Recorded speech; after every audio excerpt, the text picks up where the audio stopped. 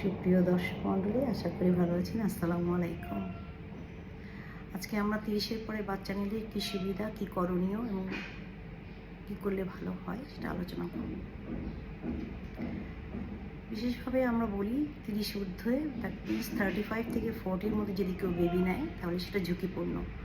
আর বাচ্চা নেওয়ার সবথেকে ভালো সময় হলো 22 থেকে 30-এর মধ্যে, কারণ এই সময় ওভাম যে কোয়ালিটি এটা এবং কোয়ান্টিটি এটা ভালো থাকে না, কোয়ালিটিও ভালো থাকে না এবং পরিমাণেও কমে যায়।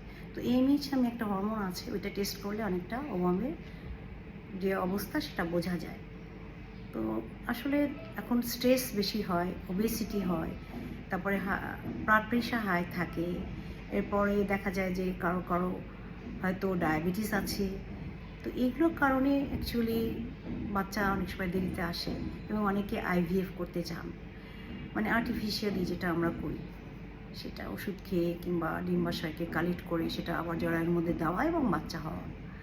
তো এগুলো আসলে খুব রিস্কি হয়ে যায় এবং এসব ক্ষেত্রে দেখা যায় যে অনেক সময় একটানা 30-এর পরে বিয়ে করলে একটানা 6 মাস এক জায়গায় থাকার পরেও যদি বেবি না আসে তখন ডক্টরের কাছে অবশ্যই যাওয়া উচিত, আর দেরি না করে।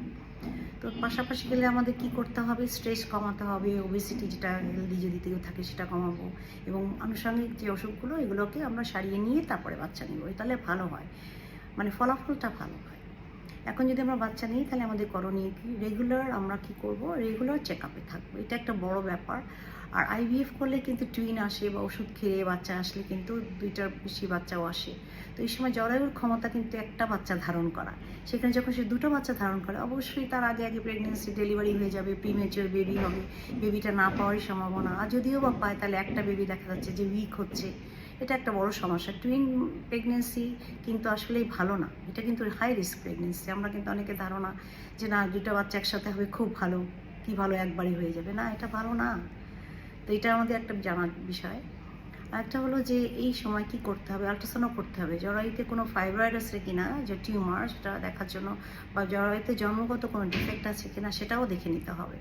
এছাড়া যে ডক্টরের সঙ্গে আমরা পরামর্শ করবো উনি বলবেন যে একদম সম্পূর্ণ বিশ্রামে থাকতে, রেগুলার চেক আপ করতে, প্রতি মাসে আল্ট্রাসাউন্ড করতে।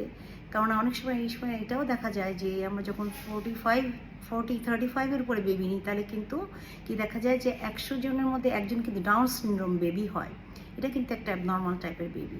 তো সবগুলো জেনে শুনেই যদি আমরা সুযোগ সুবিধা নিয়ে ভালো ডক্টর দেখাই অবশ্যই আমরা ভালো থাকবো। এর মধ্যে সব ডিজিজ কন্ট্রোল করতে হবে। বিশেষ করে যদি যাদের হাই প্রেশার তাদের কিন্তু এক্লাম্পসিয়া, খিঁচুনি রোগটা হয়, এটা প্লাস ডায়াবেটিসের বেবি কিন্তু অনেক সময় দেখি আমরা অ্যাবনর্মাল বেবি হয়, থাইরয়েড প্রবলেম থাকলেও অ্যাবনর্মাল বেবি হয়। তো এগুলো আমাদের দেখে নেওয়া অনেক অনেক বিষয় থাকে।